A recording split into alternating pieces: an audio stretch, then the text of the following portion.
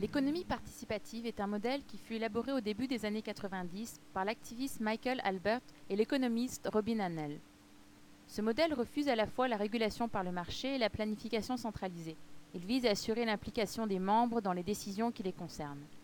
Pour cela, des comités permettent aux producteurs et aux consommateurs de négocier leurs activités et leurs besoins jusqu'à déterminer un plan qui sera à la fois équitable et efficient.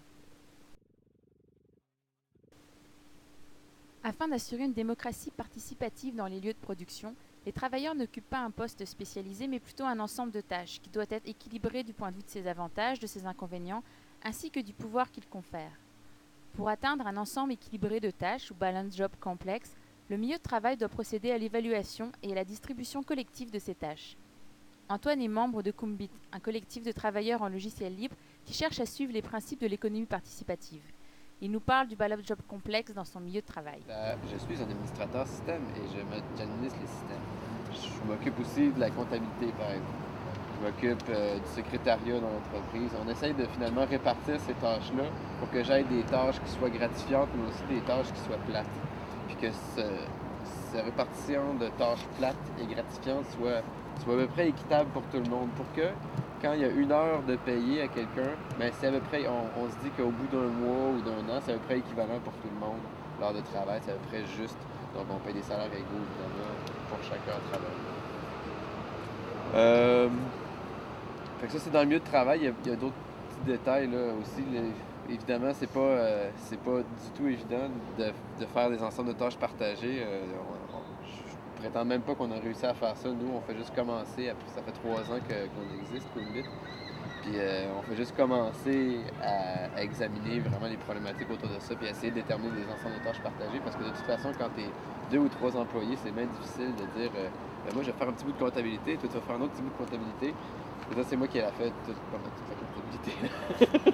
Puis ça reste comme ça. Mais bon.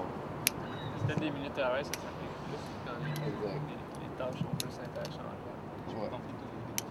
Peut-être des minutes de travail que ça s'applique plus facilement, que les tâches sont plus facilement attachantes. Ouais. C'est un gros problème dans des milieux de travail, dans les milieux de travail traditionnels aussi, parce que les gens sont très spécialisés. Donc ça va être très difficile de dire au secrétaire ou au plombier ou whatever, là, au mécanicien manuel, de dire « Ah ben là, tu vas faire la comptabilité ce mois-ci, ça a comme pas de sens. » t'sais.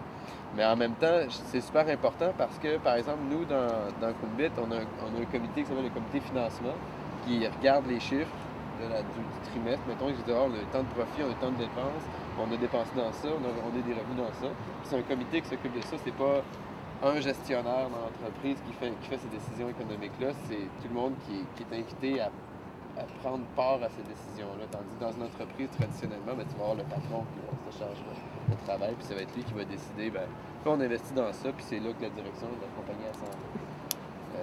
Ça change beaucoup la dynamique dans le milieu du travail. Des choses. Il me semble que l'allocation selon l'effort, Michael Albert, il dit quand même, en plus de ça, que c'est important pour les personnes qui ne sont pas en état de travailler d'avoir une certaine allocation selon les besoins, mais que dans le milieu de travail, j'avoue que ça doit plus s'appliquer selon l'effort, mais quand tu essaies de penser à une économie globale, là, il y a beaucoup plus d'allocations selon les besoins qui vont entrer en ligne de compte, si je comprends bien.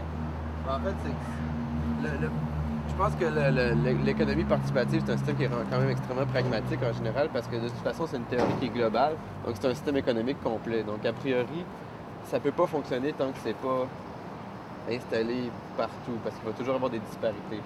Donc, si tu as, par exemple, moi, dans Kumbit, on est nécessairement favorisé. On a des bons salaires parce qu'on travaille en technologie. On a des conditions de travail qui sont agréables parce qu'on peut travailler à la maison ou on travaille sur des ordinateurs. On ne va pas travailler dans les mines, tu sais. On ne va pas ramasser les vidanges. Donc, tant que tout le monde n'est pas au même pied d'égalité, ne suit pas le même système économique, il y a des disparités. Une question sur le choix de l'OSBL plutôt que la coopérative pour ce qui est d'appliquer l'économie participative. Est-ce que ça a été un des enjeux? Non. Non, la décision de faire un OSBL était strictement technique. C'est que c'est beaucoup plus simple de créer un OSBL qu'une coopérative de travail.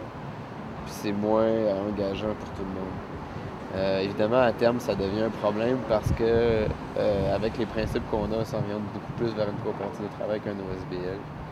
Donc, il y a des conflits qui apparaissent après, mais il n'y a rien qui nous empêche de changer la structure de l'organisation au cours de route aussi. Ce que je trouve intéressant, c'est aussi l'expérimentation de différentes tâches qui sont à la base plutôt divisées en spécialisations. Et le fait qu'il y ait ce partage des tâches ou cet échange des tâches qui ne peut pas être parfait, là c'est sûr que tout le monde ne peut pas tout faire. Et l'idée en fait d'un balance job complexe ou ensemble de tâches balancées, c'est que chacun s'y retrouve un petit peu en sacrifice puis en plaisir dans ce qu'il fait.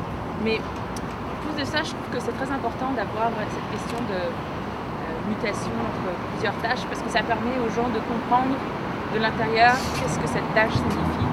Et justement, en fait, c'est peut-être une raison pour laquelle ça ne prend pas forcément de syndicat si les gens sont tous mobiles dans différentes tâches. Alors, il y a moins de problèmes de devoir représenter un groupe pour d'autres gens qui ne comprennent rien du tout à ce que signifie une tâche. On devient plus complet en soi-même. Ouais, on devient plus complet. Il y a un petit peu la philosophie aussi do it yourself. C'est un petit peu derrière ça, c'est-à-dire on apprend à faire les choses par soi-même, puis à pas juste être spécialisé dans quelque chose, c'est ça. Mais je pense qu'il y a un enjeu de compréhension générale de qu'est-ce qui se passe en fait dans une organisation. En civilisation à ce que l'autre, on ne peut pas le regarder de la même manière quand on fait les choses au travail. Une chose curieuse qui arrive aussi dans notre milieu de travail, c'est que je réalise que les gens sont pas du tout habitués à prendre des décisions puis à avoir du pouvoir, justement. Donc, on arrive dans des situations où est-ce que le monde, justement, curieusement, ne veulent pas s'impliquer dans le comité financier. C'est peut-être moi qui est débile, mais je trouve ça vraiment important, ce comité-là, par exemple, parce que c'est là qu'on va prendre des décisions. C'est pas là qu'on va prendre des décisions, mais c'est là qu'on va diriger plus ou moins l'organisation au niveau économique. On va dire, là, on a tant de profits, on a tant de pertes, on a tant de revenus là, tant de dépenses là, puis on devrait investir là ou pas là. C'est critique, tu sais. Et les gens sont souvent limités, évidemment, peut-être par la notion d'argent, ça les intéresse pas, ou Ça demande beaucoup de réflexion aussi. Ça demande de la réflexion, mais en même temps, j'ai l'impression que les gens sont pas habitués à prendre ce genre de décision-là dans leur vie. On leur dit toujours, tu vas faire ton petit budget, là, peut-être, là, si t'es sage. Mais sinon, tu vas avoir ta job dans la vie, puis tu vas travailler fort, puis là, tu vas gagner, puis c'est comme ça que ça marche, tu sais, puis tu vas te gueule, puis t'as pas vraiment de décision économique à prendre. T'sais. C'est dans quel milieu que tu travailles? Je travaille dans le Coomit, c'est un organisme à but non lucratif, puis on fait du développement web, puis de l'hébergement de sites web. Du graphisme. Et du graphisme, oui, pardon. Toujours des petits Et même dans ce milieu très progressif-là, il n'y a pas un intérêt à prendre des décisions comme ça?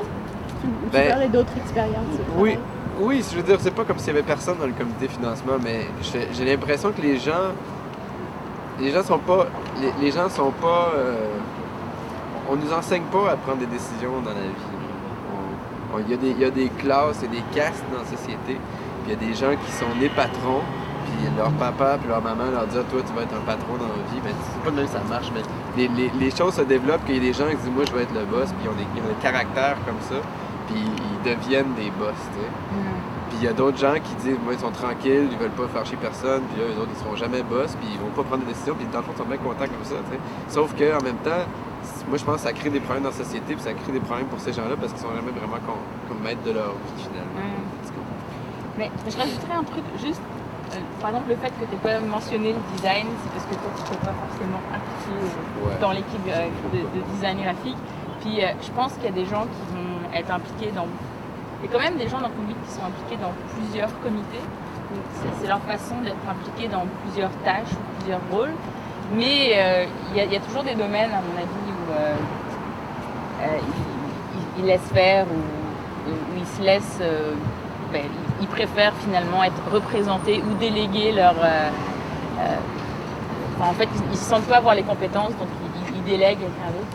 Je pense que ça, c'est quelque chose à gérer. Je pense que ça arrivera tout le temps, qu'il y a des gens qui ne peuvent pas s'impliquer dans quelque chose parce qu'ils ne comprennent pas.